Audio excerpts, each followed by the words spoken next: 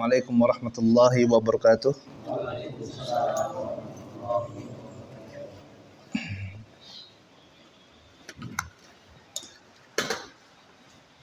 Alhamdulillah hamdan katsiran thayyiban mubarakan fih kama yuhibbu rabbuna wa yarda. Asyhadu an la ilaha illallah wahdahu la syarikalah wa asyhadu anna Muhammadan abduhu wa rasuluh. Allahumma salli ala Muhammad wa ala ali Muhammad kama sallaita ala Ibrahim wa ala ali Ibrahim innaka Hamidum Majid wa barik ala Muhammad wa ala ali Muhammad kama barakta ala Ibrahim wa ala ali Ibrahim innaka Hamidum Majid. Allahumma la sahla illa ma ja'altahu sahla wa anta taj'al hazina idza syi'ta sahla. Allahumma 'allimna ma yanfa'una wanfa'na bima 'allamtana wa zidna ilman wa fahman. Allahumma ati nufusana taqwaha wa zakkiha anta khairu man zakkaha anta waliyuha wa maulaha. Allahumma inna na'udzubika min ilmin la yanfa' wa min qalbin la yakhsha wa min nafsin la tashba wa min da'watin la yustajabu laha. Allahumma arinal haqqa haqqan warzuqna ittiba'ah wa arinal batila batila warzuqna ijtinabah. Allahumma aslih lana niyyata wa zurriyyata wal aqwala wal a'mala ya arhamar rahimin. Ikhwan fid din wa akhwat fillah, azani Allah wa iyyakum. Alhamdulillah, puji dan syukur senantiasa kita panjatkan kepada Rabb kita Allah Azza wa Jalla yang memberikan kepada kita begitu banyak kenikmatan, nikmat iman, nikmat Islam, nikmat sehat, nikmat afiah, nikmat kita dapat berkumpul di sini di majlis yang mulia ini yang Rasulullah sallallahu alaihi wasallam katakan sebagai raudhatun min riyadil jannah, taman dari taman-taman surga, yang kita berkumpul di rumah dari rumah-rumah Allah tabaraka wa taala dalam rangka untuk mempelajari ayat Allah tabaraka wa taala, mempelajari agama Islam, mendengarkan ayat Allah tabaraka wa taala, mendengarkan hadis-hadis Nabi sallallahu alaihi wasallam. Dan ini merupakan kesempatan yang sangat berbahagia setelah mengucapkan puji dan syukur pada Allah, kemudian salawat besertakan salam senantiasa tercurahkan kepada junjungan kita Nabi Muhammad sallallahu alaihi wasallam, kepada keluarganya, sahabatnya, dan kepada umat yang istiqomah mengikuti sunnah beliau hingga akhir zaman. Kami juga ucapkan jazakumullahu khairan kepada ikhwah sekalian, kepada para panitia, kepada teman-teman semuanya, ikhwah di Sandai dan sekitarnya yang semuanya telah berta'awun sehingga kegiatan kita pada malam hari yang penuh barokah ini dapat terlaksana. Semoga Allah tabaraka wa taala berikan balasan yang besar kepada antum semuanya, dan semoga Allah tabaraka wa taala catat pertemuan kita pada malam hari ini dalam catatan amal kebaikan kita, dalam catatan amal kebaikan yang akan memberatkan timbangan kebaikan kita nanti pada hari kiamat. Amin Allahumma amin. Jamaah yang rahmati Allah tabaraka wa taala, pembahasan kita pada malam hari yang penuh barokah ini adalah tentang meningkatkan kualitas iman.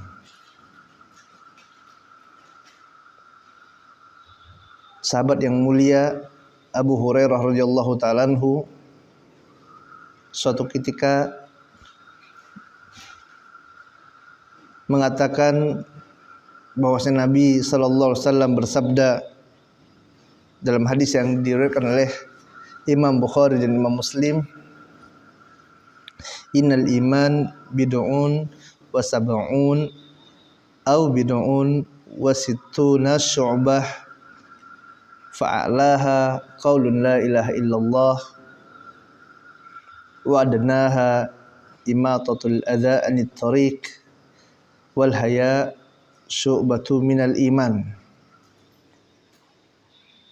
Nabi kita tercinta Muhammad sallallahu alaihi wasallam mengatakan sesungguhnya iman ini memiliki 60 sampai 70 cabangnya.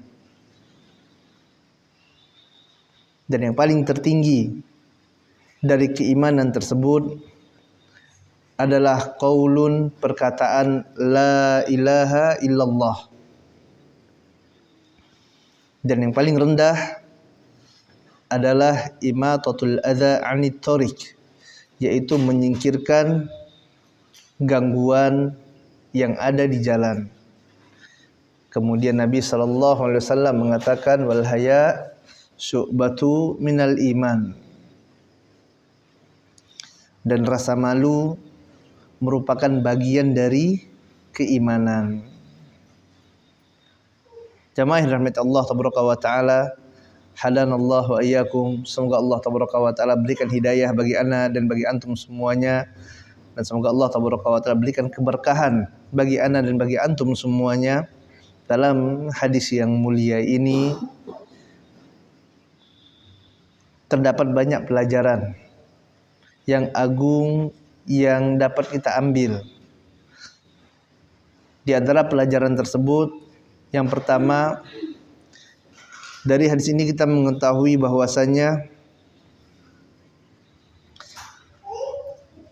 dalam akidah Ahlussunnah wal Jamaah, iman itu yatajazza. Iman itu ada bagian-bagiannya, sehingga dia akan bertingkat-tingkat. Dan ini juga sebagai bantahan dari sebagian orang yang mengatakan bahwasanya iman itu hanya ada satu saja. Karena ada sebagian firqah yang menyimpang, yang mereka mengatakan iman hanya satu. Jika dia hilang, maka hilang seluruhnya bagian dari keimanan tersebut. Ahlussunnah wal Jamaah meyakini berdasarkan hadis ini dan hadis-hadis yang lainnya, dalil-dalil yang sangat banyak, bahwasanya iman ini ada tingkatan-tingkatannya. Makanya tidak heran apabila terkadang kita merasakan semangat dalam beribadah kepada Allah Taala. Pada saat yang demikian, taulah kita bahwasanya iman kita sedang dalam keadaan tinggi-tingginya, sedang dalam keadaan yang terbaik. Maka kita akan semangat untuk beribadah kepada Allah Taala. Ini iman lagi naik. Namun ada kalanya manusia mengalami penurunan iman. Yang awalnya dia ke masjid, datang awal, sholatnya di saf terdepan. Ada kalanya datang rasa malas, sehingga tidak dapat saf terdepan. Ada kalanya dia rajin sholat malam, namun terkadang dia terlalaikan dengan urusan dunianya, sehingga malam harinya dia tidak sempat dikarenakan lelah yang luar biasa, tidak sempat lagi sholat malam. Ini adalah manusia. Iman inda ahli sunnah yazid wa yankus. Kadang naik, kadang turun. Iman manusia bukan seperti iman malaikat. Kalau iman malaikat stabil terus. Ada malaikat yang sejak awal penciptaannya diperintahkan oleh Allah Taala untuk sujud, maka dia sujud terus sepanjang hidupnya. Para malaikat ini tidak memaksiati Allah Taala. Apa yang Allah perintahkan maka akan dikerjakan terus para malaikat tersebut. Berbeda halnya dengan manusia. Kadang manusia mengerjakan ketaatan kepada Allah Taala, meningkatlah keimanannya. namun terkadang dia jatuh kepada kemaksiatan, maka imannya turun dan dia akan semakin malas untuk mengerjakan amal-amalan soleh. Allah Tabaraka wa Ta'ala berfirman dalam Quran surah Al-Anfal ayat yang kedua, A'udzubillahi minasyaitonir rajim. Innamal mu'minuna alladzina idza dzukirallaha wujilat qulubuhum wa idza tuliyat 'alaihim ayatihi zadatuhum imana wa 'ala rabbihim yatawakkalun. Allah katakan, sesungguhnya orang-orang yang beriman ini adalah mereka yang apabila disebutkan nama Allah Tabaraka wa Ta'ala, wujilat qulubuhum, maka hati mereka akan bergetar. Wa idza tuliyat 'alaihim ayatihi zadatuhum imana, dan ketika dibacakan ayat Allah Tabaraka wa Ta'ala, dia mendengarkan ayat Allah Tabaraka wa Ta'ala dibacakan kepadanya Al-Qur'anul Karim, zadatuhum imana, maka imannya akan meningkat bertambah. Ini adalah bukti bahwasanya iman seorang itu tidaklah hanya satu bagian saja sebagaimana yang diyakini oleh firqah menyimpang seperti sekte Khawarij, yang mereka mengatakan iman itu hanya satu. Jadi apabila satu ini rusak karena maksiat, maka hilang semuanya keimanan. Makanya orang-orang Khawarij yang dia memandang iman ini hanya satu, mereka katakan pelaku dosa besar itu keluar dari agama Islam. Mereka katakan halal darahnya, sehingga mereka melakukan tindakan teror di mana-mana. Ini adalah sesuatu yang menyimpang dari akidah Ahlussunnah wal Jamaah. Iman menurut Ahlussunnah wal Jamaah ya tajazza. Iman itu ada tingkatan-tingkatannya. Ini pelajaran yang pertama yang dapat kita ambil. Kemudian yang kedua, jamaah rahmati Allah Tabaraka wa Ta'ala, hadanallahu wa iyyakum, semoga Allah Tabaraka wa Ta'ala berikan hidayah bagi ana dan bagi antum semuanya, yang mana sebagaimana apa yang dikatakan oleh Nabi sallallahu alaihi wasallam dalam hadis yang diriwayatkan oleh Imam Bukhari, Rasulullah bersabda, walaula mahtadaina walaula Allah mahtadaina wala sumna wala sallaina. Apa kata Nabi Muhammad sallallahu alaihi wasallam hadis Bukhari, kalaulah tidak karena Allah Tabaraka wa Ta'ala, mahtadaina, maka kita tidak mungkin bisa mendapatkan hidayah. Kalau tidak karena hidayah dari Allah, tidak karena Allah, niscaya kita tidak akan bisa menjalankan ketaatan seperti puasa ataupun salat ataupun amal-amal soleh yang lainnya. Maka kita harus senantiasa meminta hidayah kepada Allah Tabaraka wa Ta'ala, karena apabila kita bergantung pada diri kita sendiri, jamaah rahmat Allah Tabaraka wa Ta'ala, niscaya kita akan mendapatkan kerugian yang besar. Kita tidak akan sanggup untuk meraih surga Allah Tabaraka wa Ta'ala melainkan hanya dengan hidayah dari Allah Tabaraka wa Ta'ala. Maka perbanyak meminta hidayah kepada Allah Tabaraka wa Ta'ala. Yang kedua, dari hadis ini taulah kita bahwasanya iman ini memiliki syu'ub.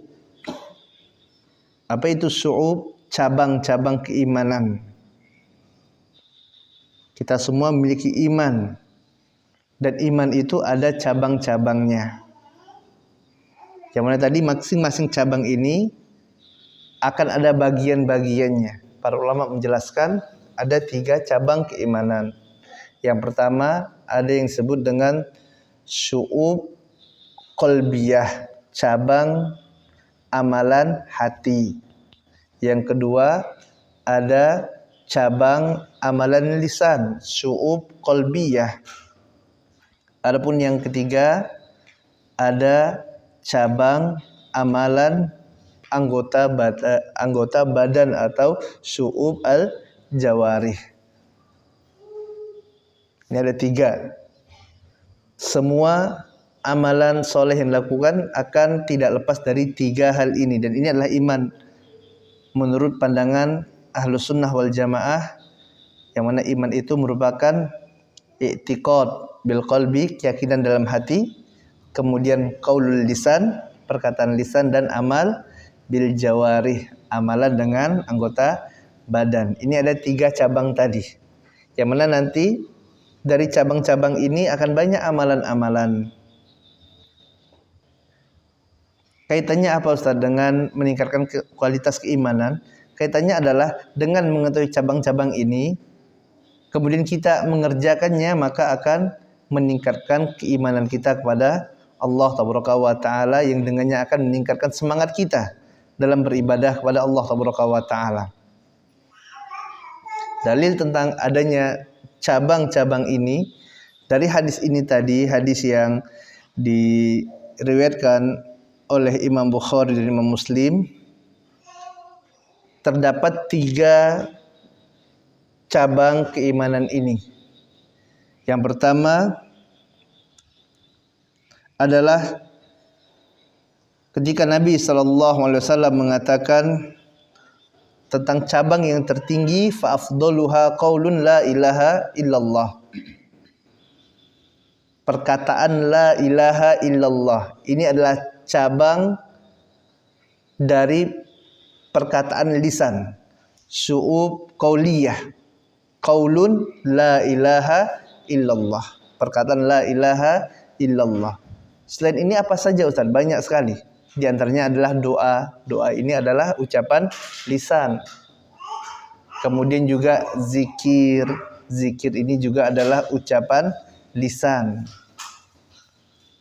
Ini adalah cabang keimanan bagian lisan gitu. Kemudian Rasulullah SAW katakan, wa adnaha imatatul adza anit thariq, dan yang paling rendah adalah menyingkirkan duri dari jalan. Ini masuk dalam cabang mana? Cabang amalan jawarih, amalan badan. Kita melihat ada gangguan di jalan, kita tepikan. Ini merupakan bagian dari keimanan kita kepada Allah Tabaraka wa Ta'ala. Kita mendapatkan pahala dari sisi Allah Tabaraka wa Ta'ala. Kenapa? Karena ini merupakan cabang keimanan. Apa saja cabang-cabang yang lainnya? Jadi nanti 3 ini dia memiliki cabang-cabang yang banyak lagi di bawahnya. Termasuklah nanti di dalamnya rukun iman. Ya, rukun iman ini masuk dalam cabang-cabang keimanan. Dia merupakan bagian ataupun cabang yang paling kuat dari cabang-cabang yang ada, itu rukun iman tadi. Contoh dari syu'ub jawarih, cabang anggota badan dari keimanan, selain tadi menyingkirkan duri dari jalan, contoh lainnya apa? Salat. Salat ini kan amalan anggota badan. Kemudian sedekah, birrul walidain, kemudian juga berkata yang baik. Ini semua merupakan amalan jawarih yang merupakan bagian dari keimanan. Kemudian yang ketiga adalah syu'ub cabang qalbiyah yang berkaitan dengan amalan hati. Jadi iman selain dari perkataan lisan, selain dari amal jawari, iman juga memiliki cabang dari amalan-amalan hati. Dalam hadis ini Rasulullah SAW katakan, wal haya'u syu'batu minal iman, dan rasa malu merupakan bagian dari keimanan. Rasa malu ini adalah amalan hati, tidak tampak. Ya, dia malu tidak sewaktu meninggalkan apa yang Allah Ta'ala wajibkan. Dia ada rasa malu ketika melakukan suatu kemaksiatan. Dia ada rasa malu ketika hatinya bergantung kepada manusia. Dia ada rasa malu ketika minta sama orang. Kenapa? Karena dia hanya bergantung kepada Allah Ta'ala. Ada rasa malu dalam dirinya. Ini menunjukkan adanya keimanan. Semakin besar keimanan tersebut, amalan-amalan hatinya juga akan semakin baik. Makanya di antara amalan hati ini juga adalah rasa takut. Rasa takut adalah amalan hati, syu'ub qalbiyah. Semakin takut dia dengan Allah Ta'ala, takut dengan neraka Allah Ta'ala, takut dengan azab Allah Ta'ala, takut jika nanti pada waktu ditanya oleh malaikat yang ada di kubur tidak bisa menjawab bagaimana. Makanya dia belajar benar-benar. Khawatir, dia takut. Ini adalah amalan qalbu, amalan hati. Makanya Allah Ta'ala katakan innama yakhsyallah min ibadihil ulama. Sesungguhnya yang takut kepada Allah Ta'ala dari hamba-hambanya adalah para ulama. Para ulama, Pak, Ibu, ulama, orang-orang alim. Ulama itu takut kepada Allah Ta'ala. Tidaklah dikatakan seorang alim itu, orang itu hanya hafal Al-Quran Nul Karim saja. Dia hafal Quran tidak cukup. Hafal hadis tidak cukup. Hafal matan-matan tidak juga. Akan tapi apa yang menjadi tolak ukur orang ini dikatakan seorang ulama adalah ketika semakin besar rasa takutnya kepada Allah Ta'ala. Naam, dia membaca Al-Quranul Karim. Semakin banyak Al-Quran dia baca, dia hafalkan, semakin takut dirinya dengan Allah Ta'ala. Semakin banyak hadis yang dia hafalkan, yang dia pelajari, semakin bertambah rasa takutnya kepada Allah Ta'ala. Semakin tambah rasa malunya kepada manusia. Semakin tidak dia bergantung meminta kepada manusia. Semakin banyak kitab-kitab yang dia kaji, semakin takut dia dengan Allah Ta'ala. Ini ilmu yang bermanfaat. Makanya dalam hadis-hadisnya Nabi SAW senantiasa minta ilmu apa, Pak? Ilmu nafi, ilmu yang bermanfaat. Makanya Rasul SAW katakan, Allahumma inni as'aluka ilman nafi'an. Ada ilman nafi'an, ilmu yang manfaat. Kenapa? Karena di sana ada ilmu yang tidak bermanfaat. Ilmu yang nantinya akan menjadi hujjah bagi dia di hari kiamat, yang akan menjatuhkan dia di hadapan Allah Ta'ala, yang akan mencampakkan dia, memberatkan timbangan keburukannya pada hari kiamat di sisi Allah Ta'ala. Ilmu yang tidak dia amalkan, ilmu yang dengannya menjadikan dia semakin sombong. Semakin bertambah dia belajar, makin tambah sombongnya, bukan tambah takut pada Allah Ta'ala. Semakin tambah sombong. Ini ilmu yang tidak manfaat. Semakin lama dia belajar, semakin banyak ayat Al-Quran yang dia hafalkan, bukan semakin dekat dengan Allah, bukan semakin semangat menuntut ilmu, bukan semakin semangat sholat, tapi malah semakin lalai. Ini ilmu yang tidak bermanfaat. Ya, semoga Allah Ta'ala selamatkan kita dari ilmu yang tidak bermanfaat tersebut, dan Allah berikan kepada kita ilmu yang bermanfaat. Amin Allahumma amin. Ya, ini adalah 3 cabang keimanan tadi. Ada syu'ub qalbiyah, ada syu'ub qauliyah, ada syu'ub jawarih, yang semuanya ini jika kita maksimalkan maka akan meningkatkan keimanan kita kepada Allah Azza wa Jalla. Dalil yang lainnya terkait dengan 3 cabang keimanan tadi adalah firman Allah Ta'ala dalam Quran surah Sajadah. Allah Ta'ala berfirman, tatajafa junubuhum 'anil madaji'i yad'una rabbahum khaufan wa tama'a wa mimma razaqnahum yunfikun. Lambung mereka jauh dari tempat tidur mereka. Yang dimaksud dalam ayat ini adalah mereka laksanakan sholat malam. Sholat malam ini termasuk syu'ub apa? Cabang yang mana nih? Cabang jawarih. Nah, cabang jawarih. Yad'una rabbahum tatajafa junubum anil madaji yad'una rabbahum. Mereka berdoa kepada Rabb mereka. Doa kepada Allah tabaraka wa taala masuk dalam syu'ub cabang mana? Qauliyah, cabang lisan. Khaufan wa tama'a, dengan dia berdoa kepada Allah tabaraka wa taala dengan rasa takut dan harap. Takut dan harap ini masuk dalam syu'ub apa? Qalbiyah, cabang hati. Paham Bapak dan Ibu yang rahmati Allah tabaraka wa taala? Insyaallah. Alhamdulillah. Kemudian yang ketiga, pelajaran yang dapat kita ambil adalah dari perkataan Nabi sallallahu alaihi wasallam yang mengatakan afdaluha awil a'laha qaulun la ilaha illallah. Ketika Nabi sallallahu alaihi wasallam dalam hadis Bukhari tadi menjelaskan tentang cabang-cabang keimanan, Rasulullah kabarkan kepada kita tentang cabang yang tertinggi. Tadi cabang iman banyak. Memang dia terbagi menjadi qauliyah, qalbiyah, jawarih, tapi dia ini banyak sekali tingkatannya. Bertingkat-tingkat. Yang paling tinggi cabang ini, yang paling utama adalah qaulun la ilaha illallah.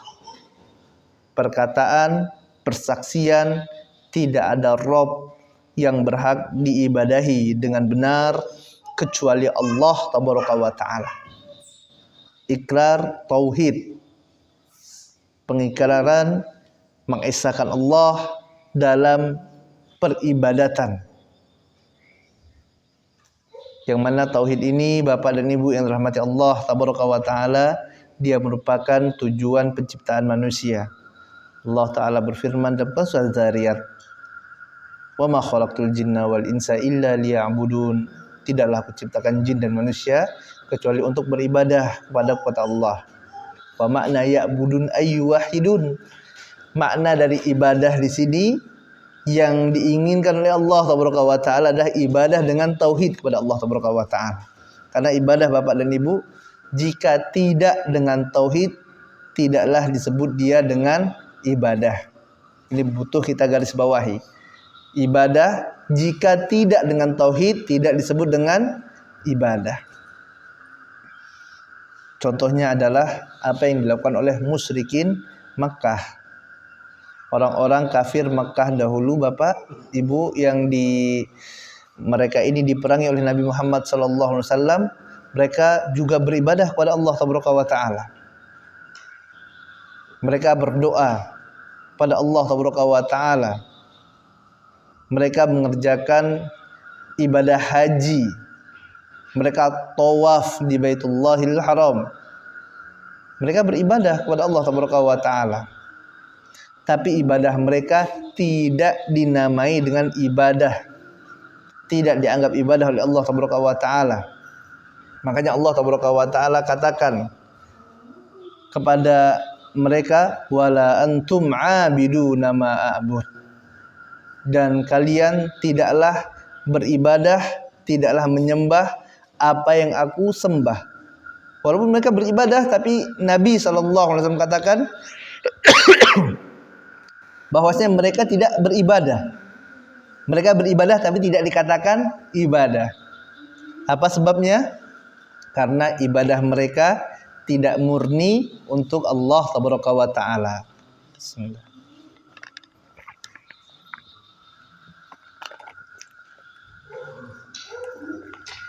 Ya, sebabnya Bapak dan Ibu, ibadah mereka tidak murni untuk Rabbul Alamin. Dia beribadah kepada Allah, beribadah juga untuk selain Allah. Dia berdoa kepada Allah, berdoa juga kepada selain Allah. Waktu keadaan terdesak, dalam keadaan sulit, dia minta kepada Allah Tabaraka wa Ta'ala. Tapi sewaktu dalam keadaan lapang, dia minta kepada selain Allah. Mereka menyembelih untuk Allah, mereka juga menyembelih untuk selain Allah. Mereka sekutukan Allah Tabaraka wa Ta'ala pada perkara-perkara yang merupakan kekhususan bagi Allah. Maka Nabi SAW katakan, wala antum abiduna ma'abud. Tidaklah kalian ibadahi apa yang aku ibadahi. Ibadah kalian tidak standar, tidak sesuai dengan apa yang diinginkan oleh Allah Tabaraka wa Ta'ala. Maka ini tidak disebut dengan ibadah. Makanya Nabi SAW perangi mereka. Rasulullah SAW dan para sahabat perangi mereka. Kenapa? Karena tidak ada tauhid dalam ibadahnya orang-orang musyrikin Makkah ini. Dan ini adalah tingkatan tertinggi dalam keimanan, tauhid kepada Allah. Yang mana kata para ulama, jika tidak ada tauhid ini, maka cabang-cabang keimanan yang lainnya tidak akan ada manfaatnya. Tidak ada manfaatnya. Seberapa baktinya pun dia dengan orang tuanya, tidak akan manfaat jika dia sekutukan Allah Tabaraka wa Ta'ala. Seberapa banyak pun sedekah yang dia keluarkan, dia bangun jalan, dia kasih anak yatim, dia santuni orang miskin, para janda, tapi dia sekutukan Allah Tabaraka wa Ta'ala, tidak akan manfaat di sisi Allah Tabaraka wa Ta'ala, tidak dinilai ibadah oleh Allah Tabaraka wa Ta'ala. Amal solehnya ini dihapuskan oleh Allah Tabaraka wa Ta'ala. Allah Tabaraka wa Ta'ala katakan dalam Quran surah Az-Zumar ayat ke-65, walaqad uhiya ilaika wa ilal ladzina min qablika la in asrakta la yahbatanna amaluka wa la takunanna minal khasirin.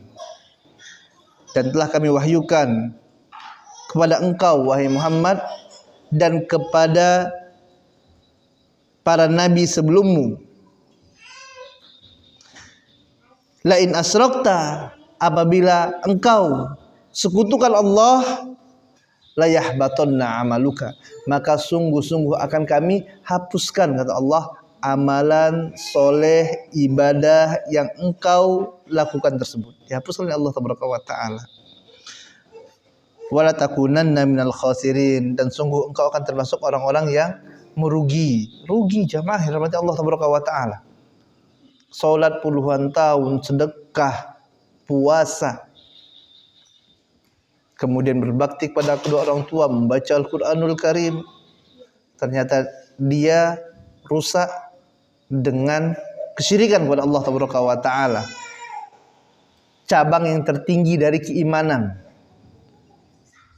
Maka Allah akan hapuskan seluruh amal soleh tersebut. Ini bahaya sekali, kerusakan yang sangat besar, dosa besar yang paling besar, yaitu menyekutukan Allah Tabaraka wa Ta'ala.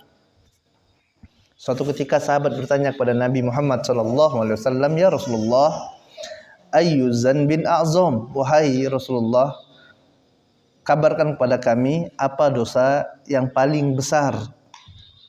Maka Nabi tercinta Muhammad SAW mengatakan, an taj'ala lillahi niddan wa huwa khalaqaka, yaitu engkau ambil tandingan bagi Allah, padahal Allah yang telah menciptakan dirimu. Allah menciptakan engkau, engkau sembah selain Allah. Ini dosa yang paling besar sekali. Engkau samakan Allah dengan selain Allah. Jamaah dirahmati Allah Tabaraka wa Ta'ala. Sekarang kita sebagai makhluk, kita manusia, makhluk, hamba dari hamba-hamba Allah Tabaraka wa Ta'ala, disamakan dengan tikus, mau tidak? Mau enggak? Enggak mau. Manusia disamakan dengan tikus, enggak mau. Ini sama-sama makhluk. Sama-sama makhluk tidak mau disamakan. Ataupun ada seorang yang memiliki kedudukan yang tinggi, seorang bupati, disamakan dengan tukang becak misalnya. Mau enggak dia disamakan? Enggak mau. Bagaimana antum bisa samakan saya dengan dia? Katanya. Dia merasa dirinya lebih tinggi. Ini sama-sama makhluk, sama-sama manusia, terkadang enggak mau disamakan. Dia merasa dirinya lebih tinggi, padahal bisa jadi orang yang dia anggap lebih rendah lebih mulia di sisi Allah Taala. Ini sama makhluk, jamaah yang rahmati Allah Taala. Lalu bagaimana bisa makhluk disamakan dengan Allah Azza wa Jalla? Makhluk disamakan dengan Khaliq. Makanya Allah murka dengan semurka-murkanya kemurkaan. Allah marah semarah-marahnya sewaktu seorang menyamakan sesuatu dengan Allah Taala. Dia berdoa untuk Allah, berdoa juga dengan selain Allah. Dia menyembelih untuk Allah. Pada hari raya kurban dia menyembelih untuk Allah Taala. Akikah dia menyembelih untuk Allah. Waktu bangun jembatan dia sembelih untuk jin. Waktu sakit dia sembelih untuk jin. Maka Allah murka dengan semurka-murkanya. Makanya Allah Taala katakan dalam Al-Qur'anul Karim, "Innallaha la yaghfiru ayyushraka bihi wa yaghfiru ma duna dzalika liman yasha." Sungguh Allah Taala tidak akan mengampunkan. Allah tidak akan ampunkan dosa syirik, dan Allah akan ampunkan dosa selain dari dosa kesyirikan kepada yang Dia kehendaki. Dosa yang lain, jamaah rahmat Allah Taala, seorang muslim melakukan dosa besar tahta masyiatillah.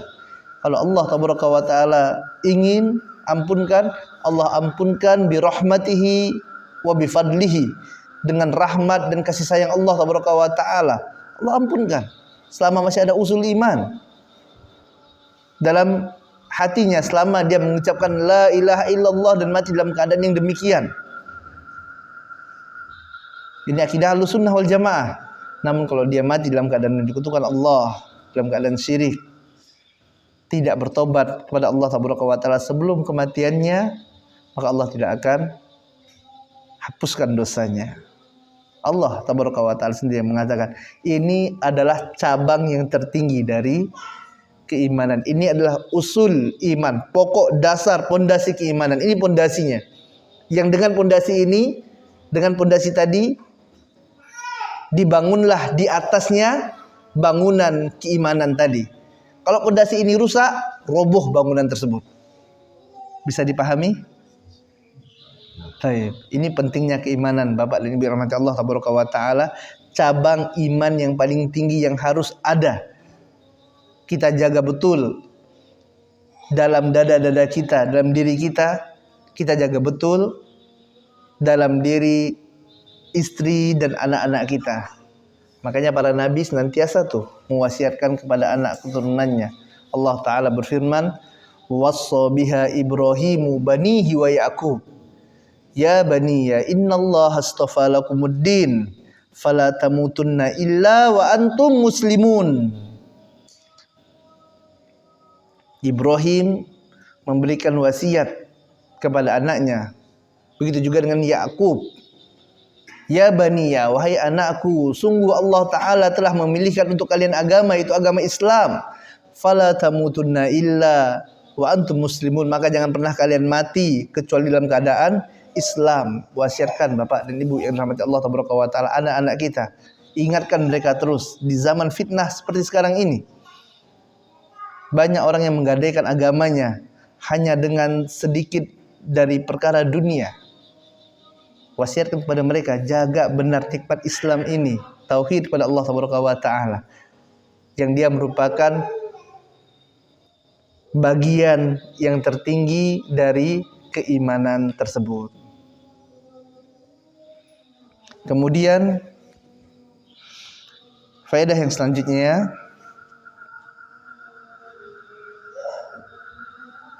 yang keempat, akidah Ahlus Sunnah wal Jamaah meyakini apabila pada diri seseorang masih ada usul iman, masih ada la ilaha illallah, maka dia adalah seorang muslim dan matinya pasti akan masuk dalam surga Allah Subhanahu wa taala. Seorang yang masih ada usul iman, selama masih ada usul iman, maka sebanyak apapun dosa dan maksiat yang dia lakukan, akhirnya orang ini akan masuk ke dalam surga. Walaupun tidak kita katakan langsung masuk surga, enggak. Di akhirat tahta masyiatillah. Di dunia dia seorang muslim. Kenapa? Masih ada usul iman. Di akhirat tahta masyiatillah. Terserah Allah tabaraka wa taala. Tergantung kehendak Allah tabaraka wa taala. Lau syaa, apabila Allah berkehendak, Allah akan ampunkan dia bi rahmatihi wa fadlihi. Dengan rahmat Allah dan kasih sayang Allah, Allah akan ampunkan dia. Walau syaa, dan jika Allah berkehendak, azabahu, Allah akan azab dia bi adlihi, dengan keadilan Allah tabaraka wa taala. Akan tapi walaupun dia diazab oleh Allah karena maksiat yang dia lakukan selama di dunia, namun apabila masih ada usul iman tadi, nanti dia akan diangkat dari neraka kemudian dimasukkan ke dalam surga. Ini akidah Ahlussunnah wal Jamaah. Dia tidak kekal dalam neraka. Kenapa? Karena masih ada la ilaha illallah. Berdasarkan hadis Jahannamiyin. Ada Pak nanti seorang yang dia dijuluki dengan Jahannamiyin. Siapa? Ini orang yang udah luluh lantak disiksa di neraka, kemudian termasuk yang terakhir nanti dibersihkan Allah, diangkat dari neraka, kemudian dimasukkan ke dalam surga. Masih ada la ilaha illallah. Nah, mereka ini dialah yang dikenal dengan Jahannamiyin. Ya, Jahannamiyin ini adalah tadi orang yang ex penduduk neraka gitu, alumni neraka. Nah, alumni neraka, Jahannam, kemudian masuk ke dalam surga. Ya, jadi orang yang ada la ilaha illallah, bagaimanapun keadaannya, dia akan masuk ke dalam surga Allah tabaraka wa taala. Tahta masyiatillah. Bisa jadi Allah azab, bisa jadi Allah ampunkan bi fadlihi wa rahmatihi, dengan kasih sayang Allah tabaraka wa taala. Makanya Allah tabaraka wa taala mengatakan dalam hadis riwayat Tirmizi, Allah katakan dalam hadis qudsi, dan dalam hadis qudsi Rasulullah bersabda, Allah taala berfirman, ya ibna Adam, law ataitani bi qurabil ardi khataya thumma lakitani lam tusrik bi syai'an la ataituka bi qurabihal maghfirah. Wahai anak Adam, apabila engkau mendatangiku, kata Allah tabaraka wa taala, bawa dosa Pak sebesar bumi. Bawa dosa sangat banyak sekali, sebesar bumi bawa dosa tersebut. Summa lakitani lam tusrik bi syai'an, akan tapi engkau tidak sekutukan aku dengan sesuatu apapun juga. La ataituka bi qurabihal maghfirah, maka aku akan mendatangimu dengan sebesar bumi pula berupa ampunan. Subhanallah. Ya, orang ini banyak bawa dosa menghadap Allah tabaraka wa taala. Bahkan dalam riwayat yang lainnya, hadis Shahibul Bitaqah. Ya, dalam hadis Shahibul Bitaqah. Pernah dengar hadis Shahibul Bitaqah, Pak? Shahibul Bitaqah itu adalah seorang yang dia datang menghadap Allah tabaraka wa taala membawa catatan dosa sebanyak 99 lembar, tis'atun wa tis'ina. Ya, 99 sijilat catatan dosa. Yang satu saja sewaktu dibuka dibentangkan sejauh mata memandang. banyak orang ini dosa dan maksiat yang dilakukan sewaktu di dunia. Kemudian sewaktu dia telah merasa akan binasa karena dosa yang dia lakukan, banyak kemaksiatan yang dulu dia lakukan sewaktu di dunia, Allah Taala tunjukkan kepada orang ini bitokoh, kartu bertuliskan la ilaha illallah. Kemudian orang ini katakan, mahadhi sijilat, ya, mahadil bitokoh, ma'ahadhi sijilat. Ya Allah, apa artinya bitokoh ini, kartu bertuliskan la ilaha illallah, dibandingkan dengan dosa-dosa saya yang sangat banyak ini, ya Allah, tidak ada apa-apanya gitu. Kemudian Allah katakan, engkau tidak akan dizolimi pada hari ini. Maka kartu bertuliskan la ilaha illallah ini pun ditimbang pada satu sisi, dan di sisi yang lainnya ditimbang catatan amalan kebaikan dia, keburukan dia yang banyak tadi. Dan ternyata bitokoh bertuliskan la ilaha illallah ini mengalahkan catatan dosa dan maksiat yang dia kerjakan. Ada la ilaha illallah. Dan setiap kita jamaah dirahmati Allah Taala, kata Al-Imam Ibnu Qayyim rahimahullah, memiliki catatan bitokoh la ilaha illallah tersebut. Tapi ini sudah azan ya? Sudah azan. Kita dengarkan azan terlebih dahulu. Insyaallah kita lanjutkan sedikit setelah azan Isya. Wassallallahu ala nabiyina Muhammadin wa ala alihi washabihi ajma'in.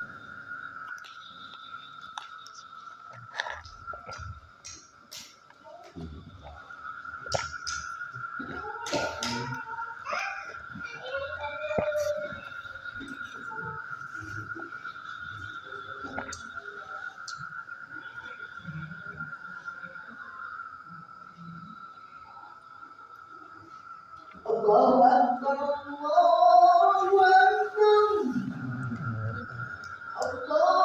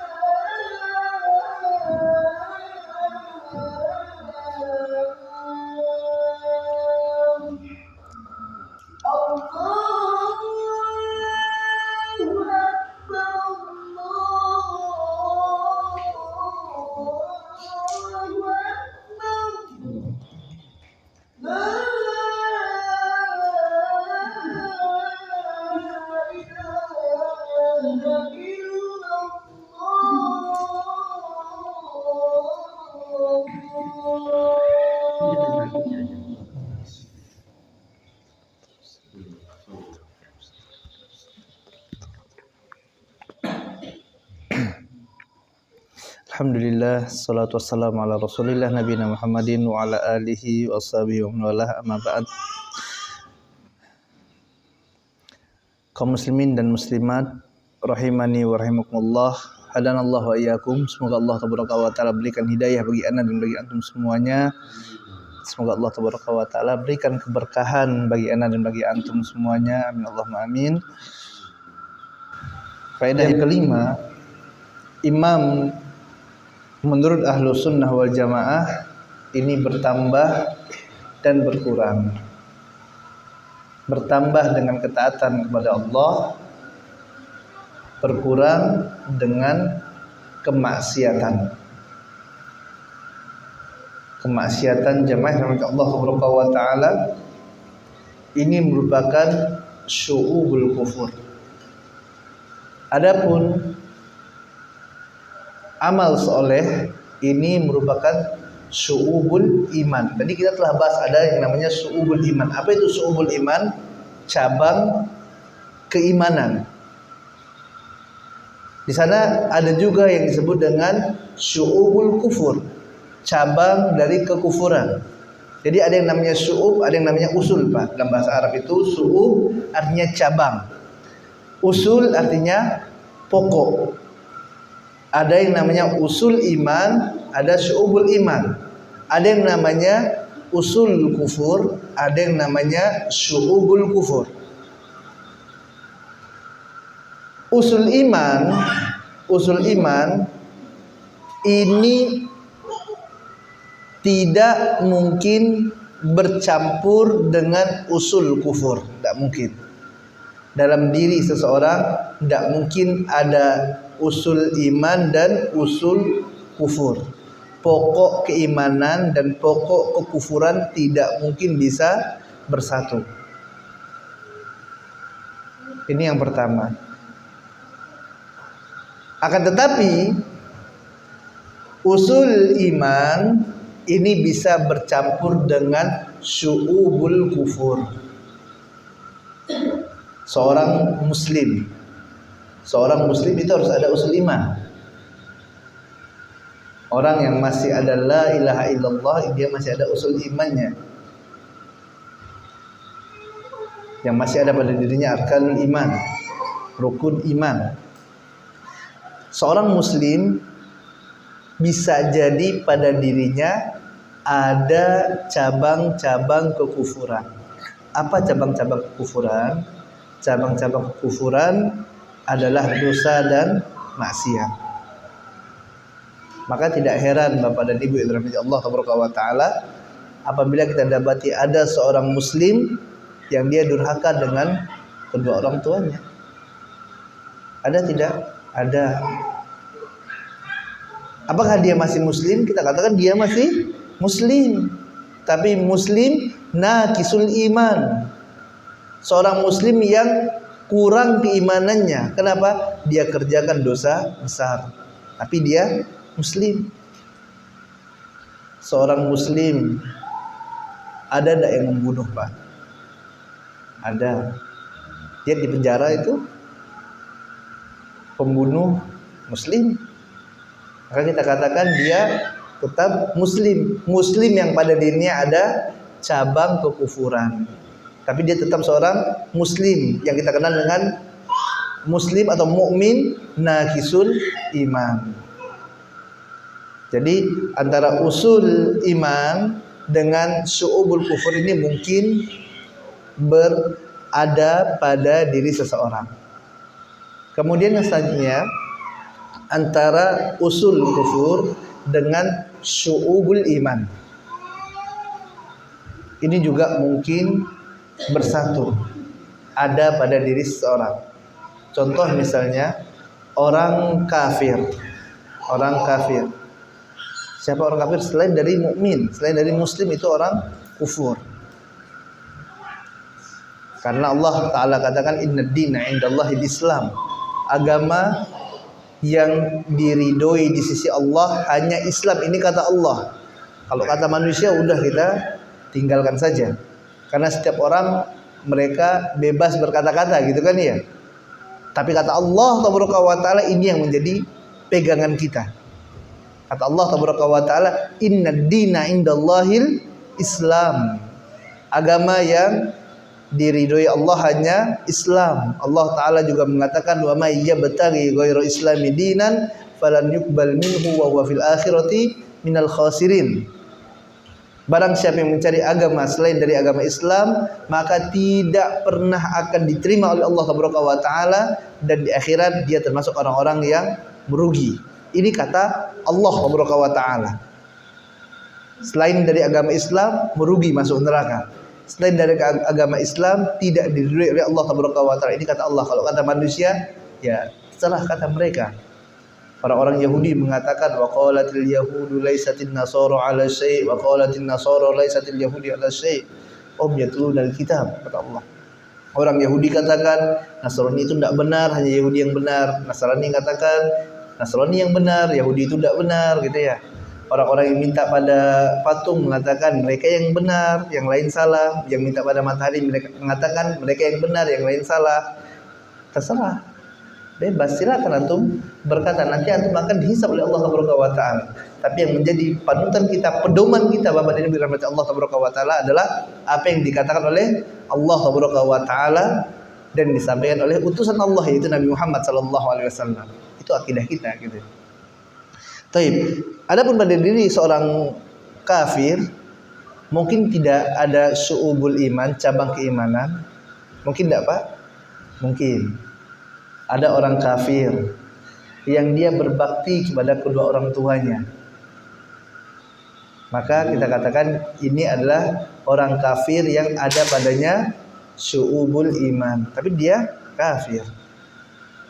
Seorang kafir yang dia sering membantu orang miskin, ini seorang kafir yang ada padanya syu'ubul iman, cabang keimanan. Jadi antara usul kufur dengan syu'ubul iman ini bisa ada pada diri seseorang. Antara usul iman dengan syu'ubul kufur ini juga mungkin ada pada diri seseorang, dalam satu orang.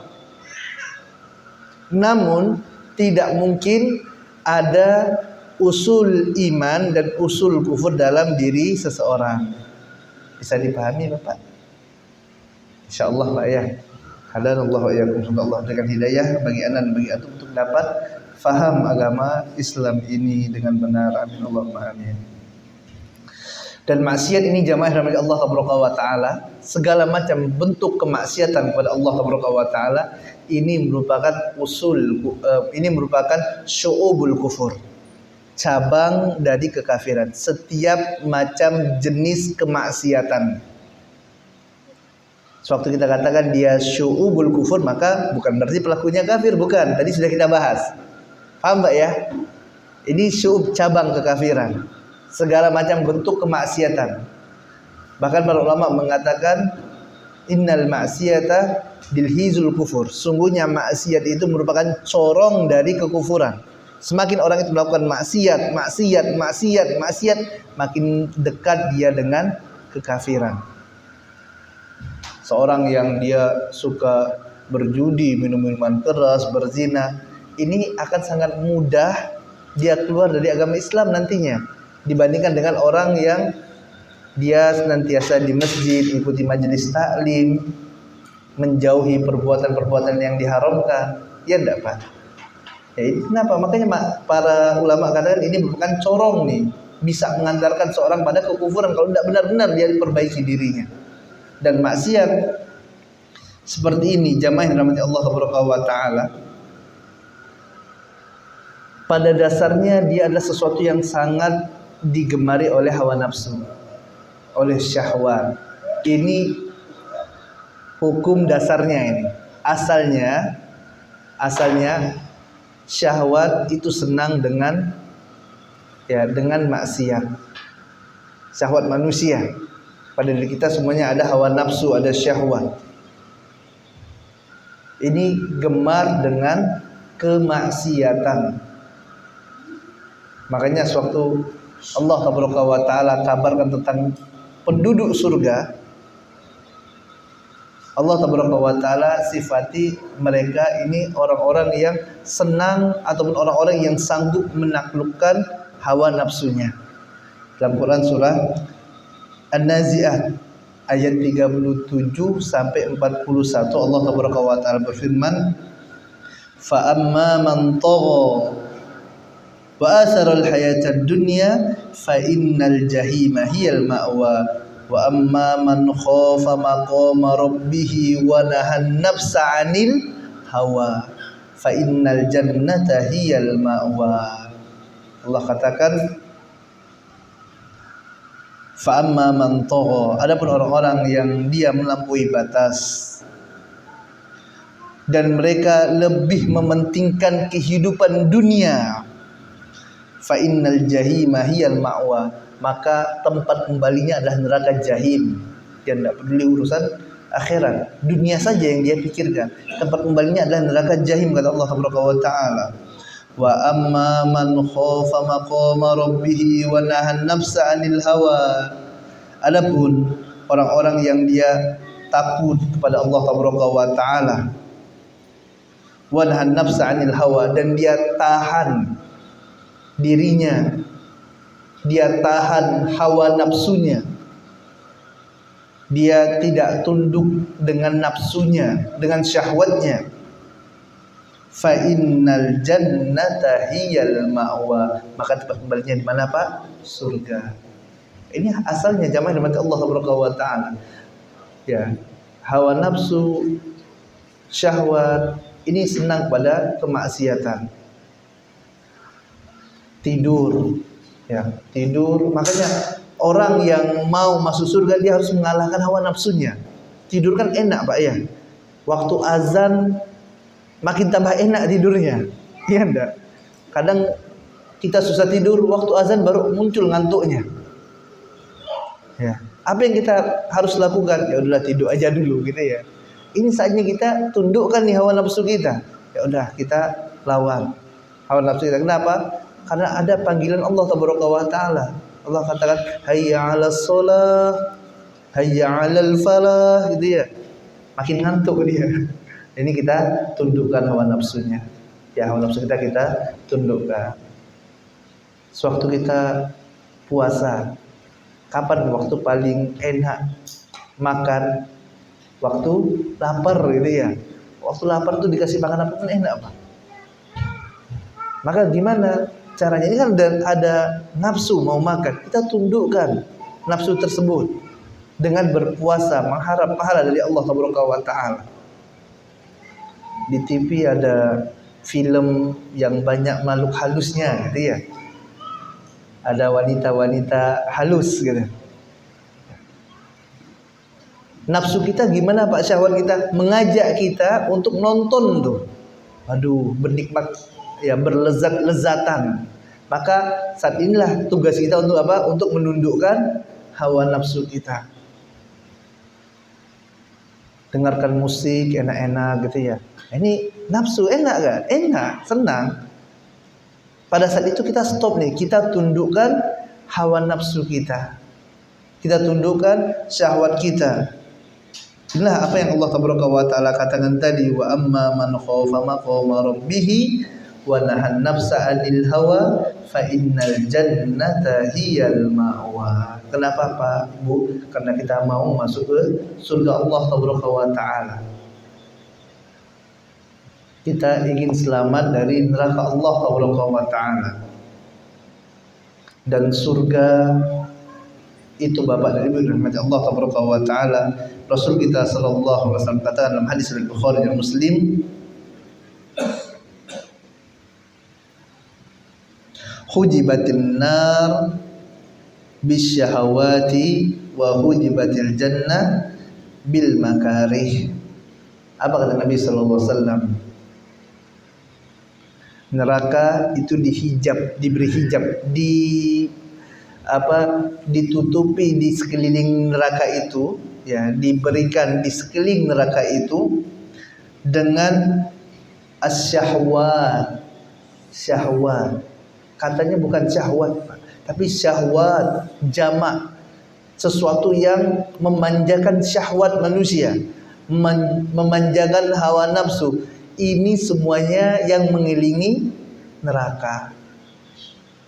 Adapun surga kata Allah wa taala, wa hujibatil jannah bil makarih. Adapun surga itu dikelilingi dengan sesuatu yang dibenci oleh jiwa manusia.